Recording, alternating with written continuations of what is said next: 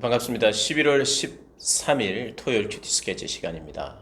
오늘 본문은 욥기 23장 1절로 17절까지의 말씀입니다. 오늘 본문은 이렇게 시작합니다. 욥이 대답하여 이르되 오늘도 내게 반항하는 마음과 근심이 있나니 내가 받는 재앙이 탄식보다 무거움이라. 오늘 본문은 이제 욥의 대답이 시작이 됩니다. 엘리바스의 그런 욥을 향한 또 정죄가 있은 후에 그 이야기를 듣고 이 욥이 대답하는 그런 내용이죠. 1절에 그렇게 이야기하는 거예요. 오늘까지도 내 쓰라린 원망은 계속되는구나. 원망되는 이 상황이 계속되는구나. 친구들의 이야기를 들으면서 또 다시 한번 확인하는 그런 것이죠. 오늘 3절부터 보면 내가 지금 그분을 찾고 있다. 찾고 있는데 그분을 찾을 수가 없다. 그 말이 5절부터 시작이 됩니다. 말씀을 내가 알면 내게 이르시는 것을 내가 깨달으랴. 그가 큰 권능을 가지시고 나와 더불어서 다투시겠느냐. 아니로다 도리어 내 말을 들으시리라. 거기서는 정직한 자가 그와 변론할 수 있은 즉 내가 심판자에게서 영원히 벗어나리라. 그런데 내가 앞으로 가도 그가 계시지 않고 뒤로 가도 보이지 않고 왼쪽에서 일하시나 내가 만날 수 없고 그가 오른쪽으로 돌이키시나 배울 수가 없다.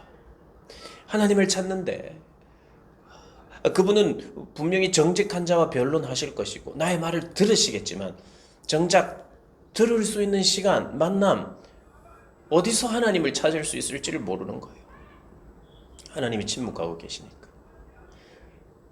그래서 내가 앞으로 가도 안 계시고 뒤로 가도 없고 왼쪽에서 일하시는 것 같은데 만날 수 없고 오른쪽으로 돌이키시지만 내가 배울 수 없다. 이렇게 이야기를 합니다. 아무리 찾아도 그분을 찾을 수가 없다는 거예요. 그런데 10절을 이렇게 이야기합니다.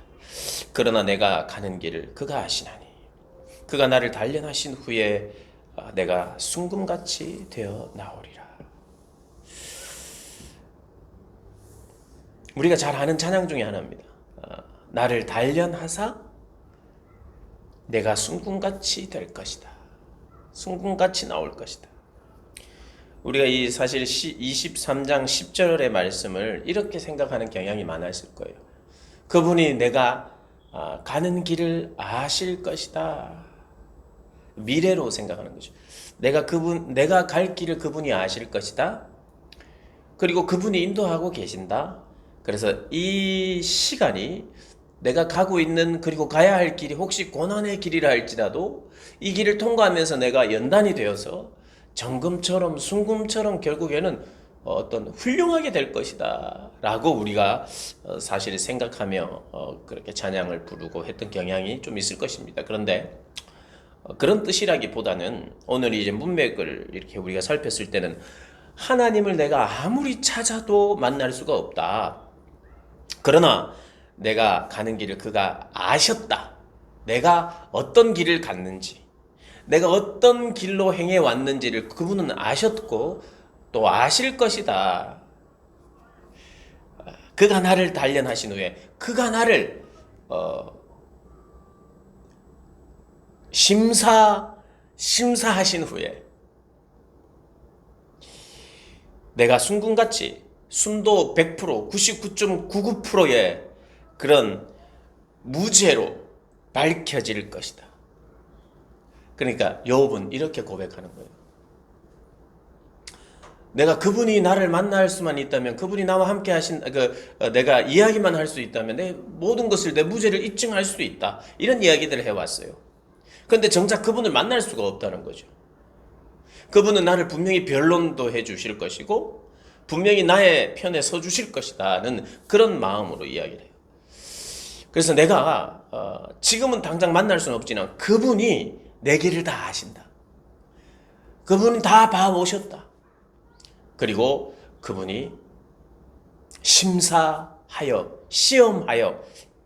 단련하신 후에 다 단련해 보니 다 벗겨보니 순도 100%의 그런 순금 정금으로 나온다는 말은 무죄함이 밝혀질 것이라 확신하고 있는 내용인 것입니다.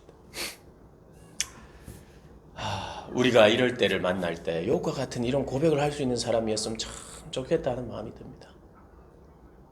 어쨌든 내 고난이 이렇고 저렇고 그래서 이 길을 후에는 나를 더 성장시킬 거야. 이것도 너무 좋은 우리 적용인데, 우리가 언젠가 하나님이 정말 알 수 없는, 그리고 이 고난의 이유를 내가 잘 모를 때 부족하나마 내가 순간순간 주의 길을 선택했고, 그게 외로운 길이고 힘들어도 그 길을 선택했고, 어찌하든지 주님 중심으로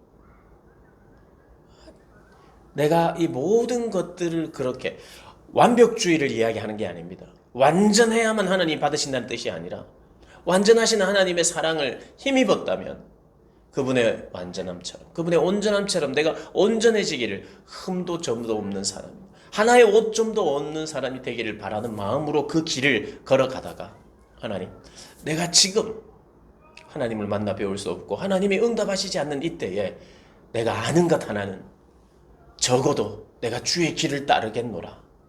사심을 버리고 나를 죽이고 이것이 주의 뜻인 줄 알고 내가 걸어왔던 이 걸음에 대해서는 주님 아시는 줄 믿습니다. 그리고 주님의 판단을 저는 믿습니다 하는 그런 고백의 사람 되면 얼마나 좋을까 하는 생각을 하게 됩니다. 그래서 11절부터 이렇게 이야기하잖아요. 내 발이 그의 걸음을 바로 따랐으며 내가 그의 길을 지켜 치우치지 아니하였고, 내가 그의 입술의 명령을 어기지 아니하고 정한 음식보다 그의 입의 말씀을 귀히 여겼도다. 8절부터 12절을 통으로 읽으면서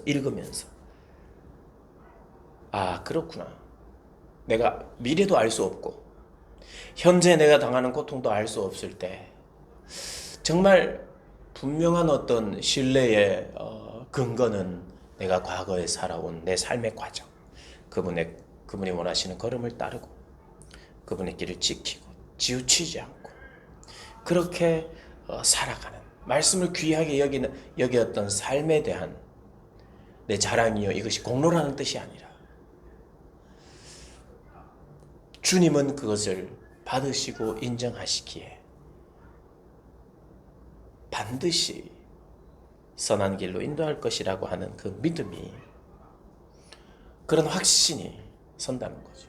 그래서 우리가 확신 있는, 불투명한 미래를 살아갈 때 확신 있는 삶을 살기 위해서는 주님의 길, 원하는 길을 살피고 그대로 순종하는 것입니다.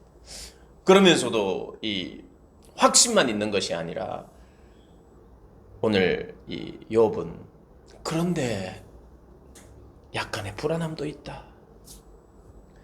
그분이 혹시라도 너 정금이야 순금이야 하지 않는다고 해도, 그렇게 판결하지 않는다고 해도 나는 할 말이 없다. 왜냐하면 그분이 오르시니까.